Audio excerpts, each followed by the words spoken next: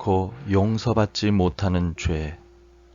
마태복음 12장 31절에서 37절 말씀. 그러므로 내가 너희에게 이르노니 사람에 대한 모든 죄와 모독은 사하심을 얻되 성령을 모독하는 것은 사하심을 얻지 못하겠고, 또 누구든지 말로 인자를 거역하면 사하심을 얻되 누구든지 말로 성령을 거역하면 이 세상과 오는 세상에서도 사하심을 얻지 못하리라.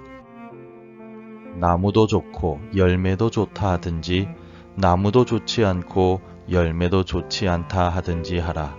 그 열매로 나무를 아느니라. 독사의 자식들아, 너희는 악하니 어떻게 선한 말을 할 수 있느냐? 이는 마음에 가득한 것을 입으로 말함이라.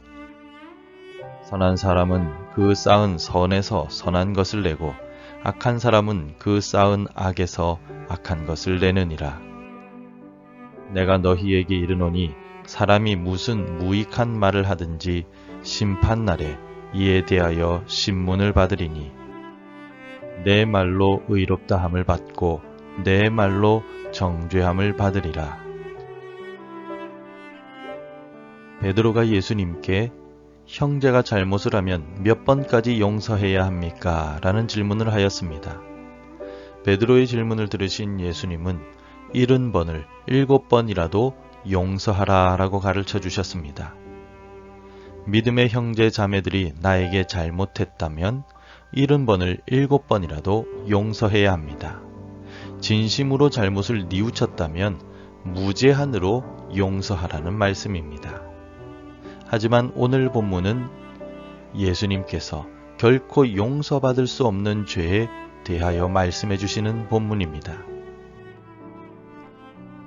예수님께서 귀신 들려 말을 못하고 보지도 못하는 사람을 고쳐주신 것을 보고 바알세불의 힘으로 귀신을 쫓았다 라고 바리새인들은 비난하였습니다. 이들을 향하여 예수님은 하나님의 성령으로 귀신을 쫓아내었다면 하나님 나라가 이미 임하였다 라고 말씀하셨습니다. 이어서 예수님께서는 용서함을 받을 수 있는 죄가 있는가 하면 용서받지 못하는 죄가 있다 라고 말씀해 주셨습니다. 예수님은 성령을 모독하는 죄는 결코 용서함을 받지 못한다고 말씀하셨습니다. 성령을 모독하는 행동은 성령을 반대하고 회방하는 행동이며 신성모독을 하는 행동이기 때문입니다. 31절, 32절을 함께 읽겠습니다. 그러므로 내가 너희에게 이르노니 사람에 대한 모든 죄와 모독은 사하심을 얻되 성령을 모독하는 것은 사하심을 얻지 못하겠고, 또 누구든지 말로 인자를 거역하면 사하심을 얻되 누구든지 말로 성령을 거역하면 이 세상과 오는 세상에서도 사하심을 얻지 못하리라. 아멘. 예수님께서 귀신을 쫓아내셨을 때 주변에 있던 사람들은 예수님의 능력에 대해 깜짝 놀랐습니다. 그러나 바리새인들은 예수님께서 행하신 이적을 무시하고 오히려 귀신을 힘입어 행한다고 비난하였습니다. 심지어 마가복음 3장 30절에는 예수님이 더러운 귀신이 들렸다라고까지 모독하였습니다. 삼위일체이신 예수님을 모독하는 것은 성부 하나님과 성령 하나님을 모독하는 것이며, 이 같은 행동은 결코 용서함을 받지 못합니다. 사랑의 사도였던 요한도 결코 용서함을 받지 못하는 죄가 있다고 강조한 바가 있습니다. 사도 요한은 요한 1서 5장 16절을 통해서 이렇게 말한 바가 있습니다.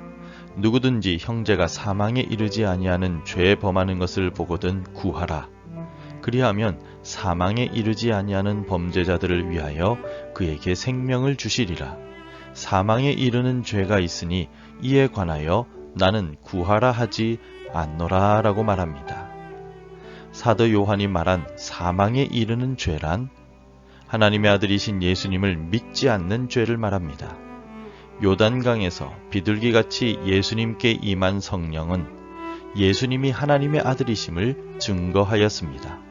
영생을 주시는 하나님의 아들이신 예수 그리스도를 믿지 않는 죄는 절대로 용서함을 받지 못하며 영원한 심판을 받을 뿐입니다.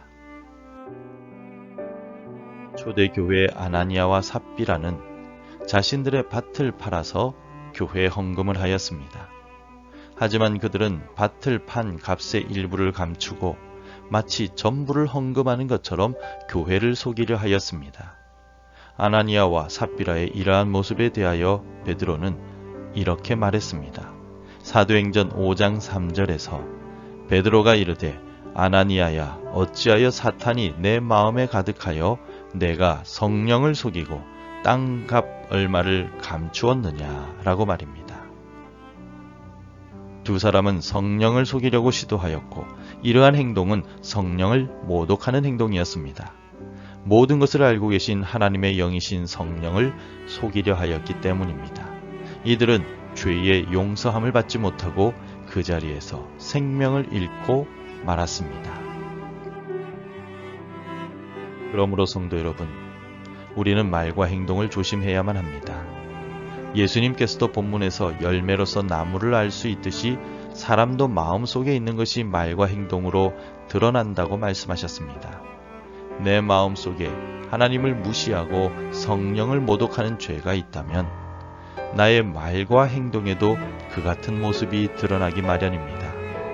그러므로 우리는 항상 우리 자신을 돌아보고 내 마음과 생각이 성령님의 능력을 믿고 인정할 수 있도록 깨어 있어야만 합니다. 결코 사함받지 못하는 성령을 모독하는 죄를 멀리하고 성령께서 증거하시는 예수님의 말씀을 믿고 따르며 오늘도 주님의 복음을 세상에 알리는 그리스도의 편지로서 살아가는 복된 날이 되시기를 바랍니다. 기도하겠습니다. 우리의 유일한 구원자가 되시는 예수님, 오늘 말씀을 통하여 우리의 말과 행동과 마음가짐을 되돌아봅니다. 혹시라도 예수 그리스도의 사랑을 믿지 못하거나 성령님의 일하심을 모독한 모습이 없는지 살펴보게 하시고 성령 하나님의 역사하심을 믿으며 살아가게 하옵소서. 오늘도 우리와 함께 하시며 우리를 감화시키시는 성령님과 동행하는 복된 하루가 되게 도와주옵소서. 우리 주 예수 그리스도의 이름으로 기도드립니다. 아멘. 계속해서 함께 기도해 주시기 바랍니다.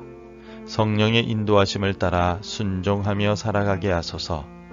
교회가 성령의 역사를 경험하며 부흥의 은혜를 누리게 하소서. 지진과 전쟁으로 고통 중에 있는 이들에게 위로를 베풀어 주소서. 복음 전해야 할 한 사람이 생각나게 하소서. 오늘도 말씀대로 살아가며 사랑의 열매, 성령의 열매를 맺는 하루가 되시기를 축복합니다.